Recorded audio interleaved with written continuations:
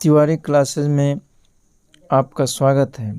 आप अलंकार धारणा का विकास का पार्ट सेकेंड ऑडियो सुन रहे हैं। अलंकार की संख्या विस्तृति को दृष्टि में रखते हुए अलंकार धारणा में भरत के महत्व का अध्ययन 3 दृष्टियों से अपेक्षित होगा। किन नवीन अलंकारों की उत्पत्ति की संभावना भरत के मूल 4 अलंकारों में निहित थी। दूसरा है उनके अलंकारों में लक्षण के योग से किन किन अलंकारों का जन्म हुआ, तथा तीसरा लक्षणों ने पारस्परिक योग से किन किन अलंकारों का सृजन किया। इस अध्ययन से अलंकार धारणा में परवर्ती आचार्यों के मौलिक योगदान का भी निर्धारण संभव होगा। भरत के 4 अलंकारों में से उपमा, रूपक और दीपक, इन 3 का संबंध अर्थ से है तथा यमक का शब्द से। यद्यपि भरत ने अलंकारों का शब्दगत एवं अर्थगत भेद करने का प्रयास नहीं किया है, तथापि यमक की परिभाषा से उसका शब्दगत होना स्पष्ट है। यमक को शब्दों का अभ्यास या आवृत्ति कहा गया है। इसी आधार पर अभिनव गुप्त ने यह माना है कि भरत ने यमक को शब्दालंकार तथा उपमा आदि को अर्थालंकार स्वीकार किया था। शब्दावृत्ति के स्वरूप भेद के आधार पर यमक के निम्नलिखित 10 प्रकार माने गए हैं: पादांत यमक, कांची यमक, समुदग यमक, विक्रांत यमक, चक्रवाल यमक, संदष्ट यमक, पादादि यमक, आम्रेडित यमक, चतुर्व्यसित यमक तथा माला यमक। काव्य शास्त्रीय चिंतन के विकास काल में अनुप्रास, यमक, श्लेष, वक्रोक्ति एवं चित्र अलंकारों का उल्लेख शब्दालंकार के प्रसंग में हुआ है। भामह ने अनुप्रास एवं यमक शब्दालंकार स्वीकार किए हैं। दंडी ने केवल यमक को स्वीकृति दी है। अनुप्रास का विवेचन उन्होंने शब्द माधुर्य गुण के अंग के रूप में किया है। उद्भट ने प्राचीनों के द्वारा स्वीकृत यमक अलंकार को स्वीकार कर दिया तथा अनुप्रास के 3 भेदों की कल्पना की। इसके अतिरिक्त उन्होंने लाटानुप्रास के 5 रूप भी स्वीकार किए हैं। वामन ने यमक और अनुप्रास का लक्षण निरूपण किया है। रुद्रट के काव्यालंकार में शब्दालंकारों का विस्तृत विवेचन है। उन्होंने वक्रोक्ति, अनुप्रास, यमक, श्लेष और चित्र के अनेक भेदों का वर्णन किया है। राजानक रुय्यक ने अनुप्रास, यमक एवं चित्र शब्दालंकारों को परिभाषित किया। मम्मट, विश्वनाथ, विद्यानाथ, हेमचंद्र आदि आचार्यों ने भी शब्दालंकार के इन स्वरूपों का यत्किंचित भेद से उल्लेख किया है। रीतिकालीन आचार्यों ने भी इन अलंकारों को स्वीकार किया है। मतिराम के रसराज में शब्दालंकारों का विवेचन नहीं है, किंतु इससे यह सिद्ध नहीं होता कि वे शब्दालंकार को हेय या उपेक्षणीय मानते थे। उनके काव्य में अनुप्रास, यमक आदि अलंकारों की छटा दर्शनीय है। आचार्य देव ने अनुप्रास, यमक और चित्रालंकारों का उल्लेख किया है। भिखारी दास ने काव्य निर्णय में अनुप्रास, यमक तथा वक्रोक्ति अलंकारों के स्वरूप की मीमांसा कर चित्र काव्य के अनेक भेदों का, बंधों के विविध रूपों का वर्णन किया है। काव्य शास्त्र में वर्णित उक्त सभी शब्दालंकारों का संबंध वर्णों के ग्रथन की विलक्षणता एवं उनकी आवृत्ति की विभिन्न प्रक्रियाओं से है।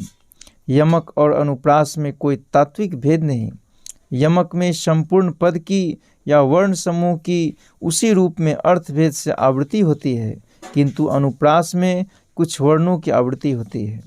भरत ने पदावृत्ति रूप यमक तथा वर्णावृत्ति रूप अनुप्रास का पृथक पृथक उल्लेख नहीं कर एक ही साथ शब्दाभ्यास का उल्लेख किया है और उसे यमक की संज्ञा दी है। स्पष्ट है कि परवर्ती आचार्यों की अनुप्रास धारणा का मूल भरत की यमक धारणा में ही निहित था। चित्रालंकार, तत्बंधों की कल्पना, वर्ण गुम्फ तथा वर्णावृत्ति की भिन्न भिन्न प्रक्रियाओं के आधार पर की गई है। आचार्य देव ने स्पष्टतः अनुप्रास और यमक को सभी चित्रालंकारों का मूल कहा है। इस विवेचन के निष्कर्ष रूप में यह कहा जा सकता है कि भरत की यमक धारणा के आधार पर ही परवर्ती आचार्यों ने अनुप्रास तथा चित्रबंधों के विस्तृत प्रपंच की कल्पना की है। श्लेष और वक्रोक्ति शब्दालंकारों की उद्भावना का श्रेय अवश्य ही परवर्ती आचार्यों को है। सब श्लेष की उद्भावना का श्रेय उद्भट को मिलना चाहिए। यद्यपि उनके पूर्ववर्ती भामह तथा दंडी ने भी श्लेष का उल्लेख किया था, किंतु वे श्लेष धारणा को स्पष्ट नहीं कर पाए। सर्वप्रथम उद्भट ने श्लेष अलंकार की धारणा परिष्कृत रूप में प्रस्तुत की तथा श्लेष को शब्दालंकार तथा अर्थालंकार वर्गों में स्फुट रूप से विभाजित किया।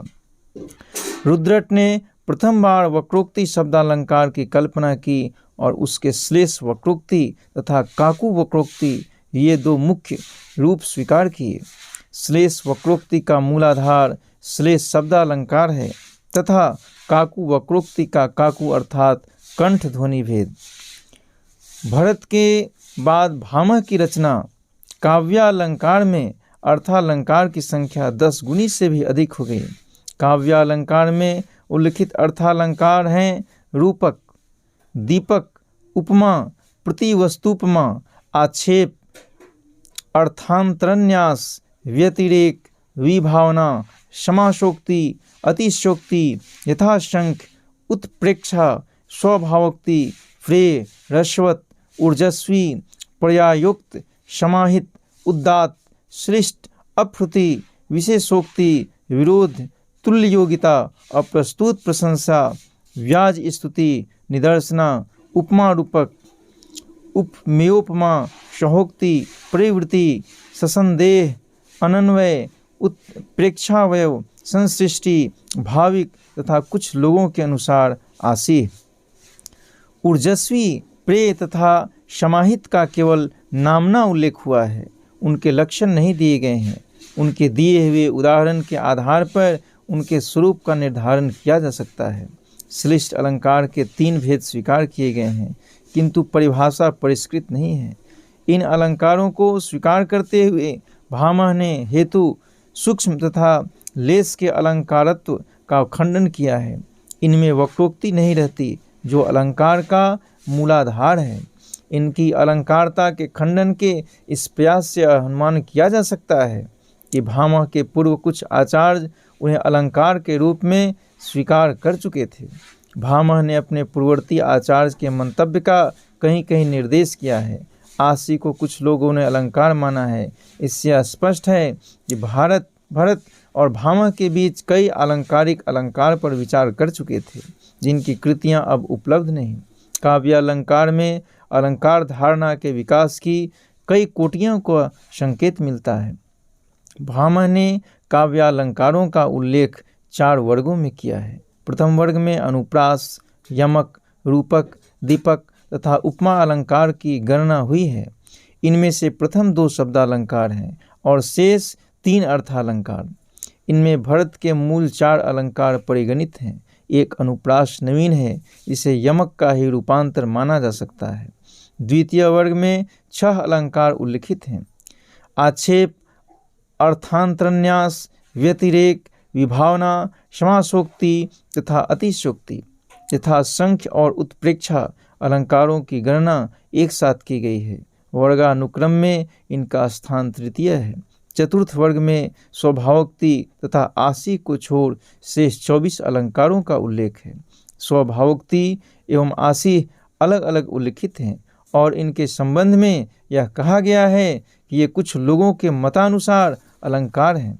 स्पष्ट है कि सभी अलंकारिक इनका अलंकारत्व स्वीकार नहीं करते थे। भामह ने इनकी अलंकारता का खंडन नहीं किया है, किंतु उनके विवेचन में इनकी अलंकारता के संबंध में मत वैभिन्न की संभावना निहित थी। पीछे चलकर कुंतक ने स्वभावोक्ति के अलंकारत्व का खंडन कर उसका अलंकार्यत्व सिद्ध करने का प्रयास किया है तथा आशी का अलंकारत्व अस्वीकार कर दिया है। मम्मट आदि आचार्यों ने भी आशी को अलंकार के रूप में स्वीकृति नहीं दी है।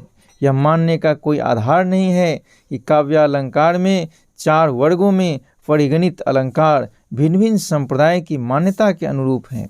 प्रथम वर्ग के सभी अलंकारों को स्वीकार कर लेने के उपरांत ही आचार्यों ने द्वितीय वर्ग के नवीन अलंकारों की कल्पना की होगी।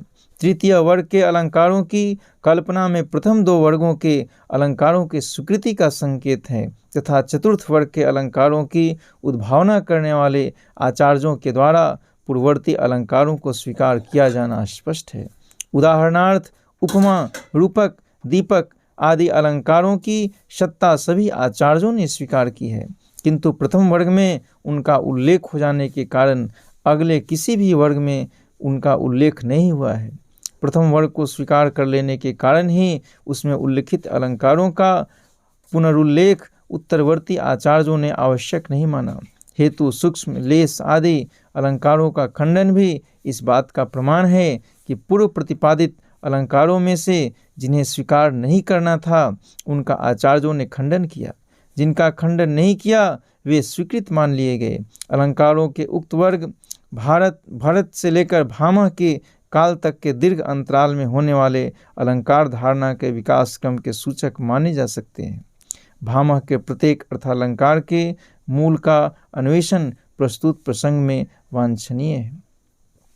आशा करते हैं यह ऑडियो आपको पसंद आई होगी। इसका शेष भाग हम भाग 3 में लेकर आएंगे। धन्यवाद।